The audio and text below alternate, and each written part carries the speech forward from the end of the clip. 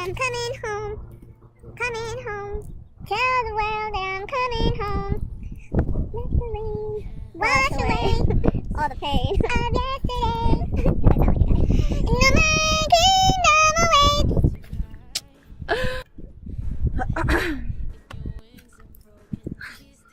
So today we're gonna be talking about turning things around.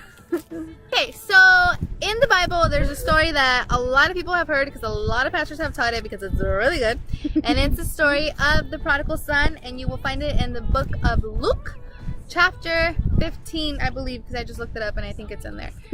But so this story, we're not going to get all technical and get into the actual word by word scripture so you guys can look it up, but it's basically talking about two brothers and a dad who was very wealthy, and both brothers had a very good amount of money that was going to be given to them from their father. And one brother said, you know what, screw this, give me my money and I'm going to go live my life.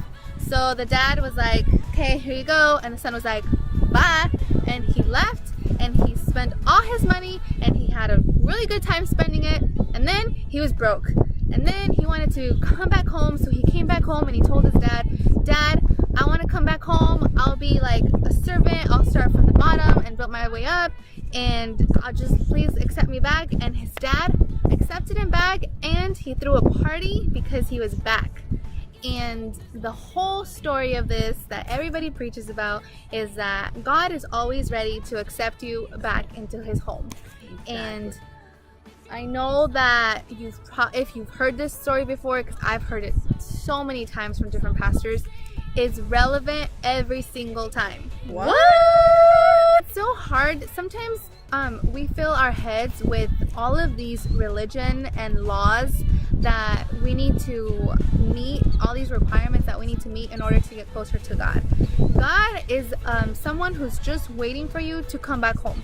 Like the prodigal son, he came back home after having his fun and destroying all his funds. He came back home and said, I'm sorry, I just want to do whatever it takes to be back home. And sometimes that's how we feel. We're like, oh my gosh, I backed away from God so much, I just want to go back to church and I'm going to be there every day, every Sunday, every Wednesday. I'm going to tithe all my money, I'm going to pray, all these things, which is good.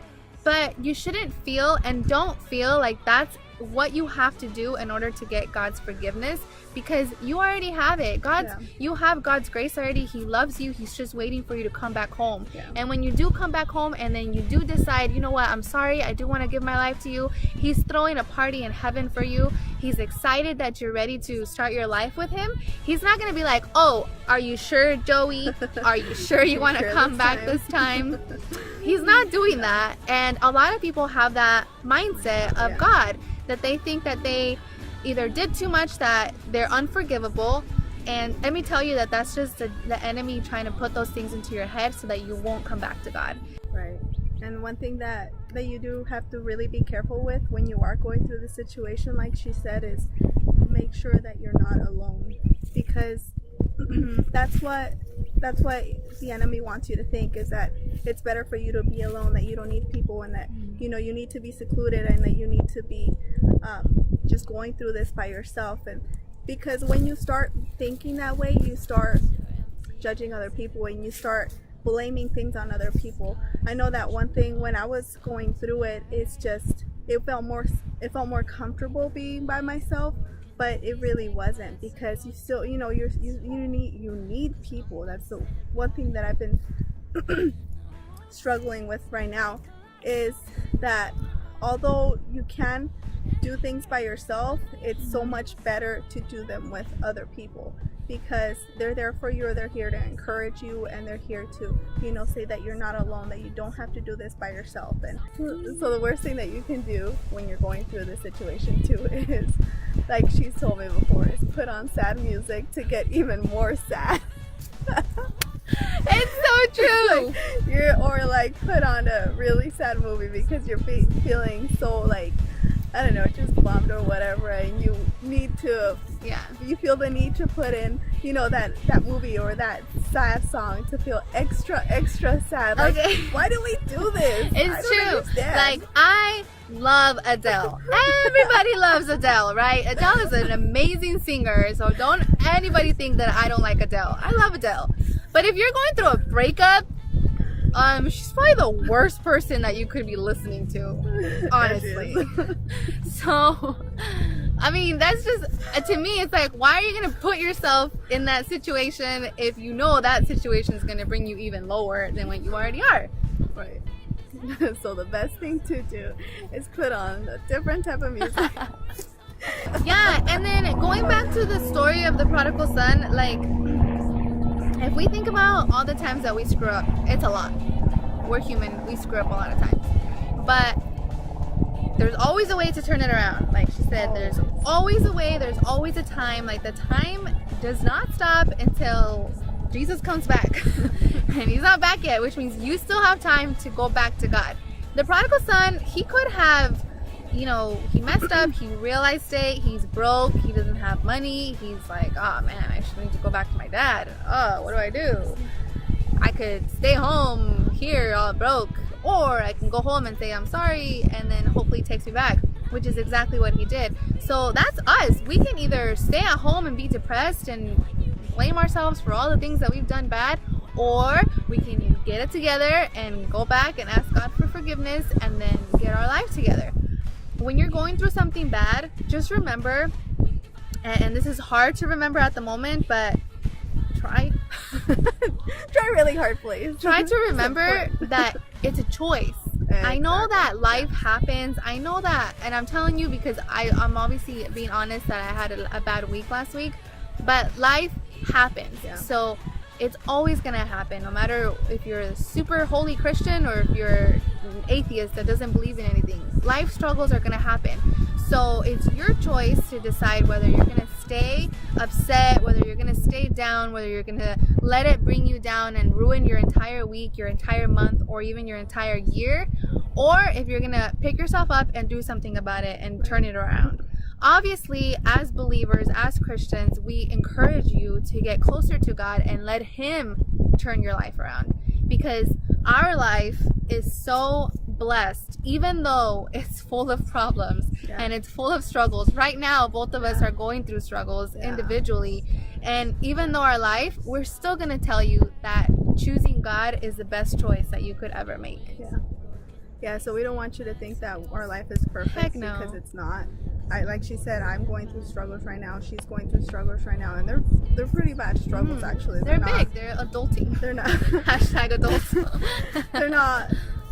You know, they're not just something very simple that you can just brush away in a day or two. But it just comes down to how we look at things and what we choose to do. Like she said, how good of a day we choose to have. We can either choose to just be sad and be depressed and just get under their covers and cry and stay stuck there for days and days and days, or we can go out and do something and look at the bright side, or build that relationship with God and really talk to Him. And like we've said in the past before, He always has your best interest.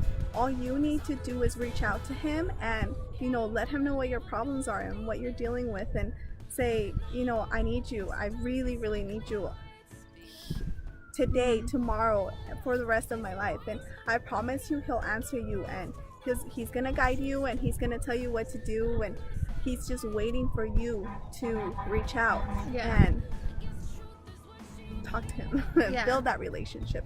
So just choose to be happy, choose to look at the bright side, and don't stay stuck in that dark place. Do not. That's the worst thing that you can do, is stay stuck in that dark place, because life is not meant to be stuck there. Life is not meant to be lived sad or depressed. Life is really, really nice and really beautiful, and it's meant to be lived happy and full of people and full of adventures and blessings.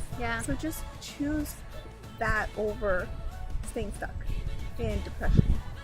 Don't be that person. Make a change, make a choice, go back to your happy place, what encourages you, and hopefully you would take our advice or our word, our example of life, that you can go back to God. And if you haven't met him, if you haven't experienced that peace in your heart that he puts, then to go to God and to allow him to work into your heart.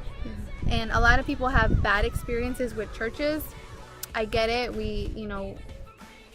We understand that, because there's a lot of churches out there that teach a lot of religion and don't teach enough love.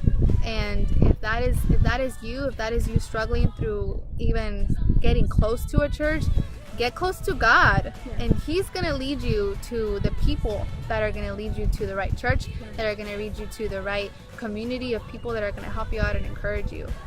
God is not a scary person, and he's not somebody that you should be fearing that he's gonna judge you, or he's not gonna want to accept you. If anything, God is literally extending his hand out to you and waiting for you to grab onto it, so that he can uplift you up with more than you can even imagine. Right. Last thing that I want to say is just don't be afraid to reach out for help from people too. Like, don't think that don't feel judged, and don't feel like we said, just don't think that anybody is angry at you, or anybody is upset with you, or anybody is, not going to talk to you. Just take that first step, reach out and ask for help and guidance, because I promise you there are people out here who do care, who do want to see you succeed in life, and who are also just waiting for you to reach out. Damn! Okay, so we hope that you got something out of it, and if not, then sorry. We'll try better next time. I'm gonna stand by you. Bye.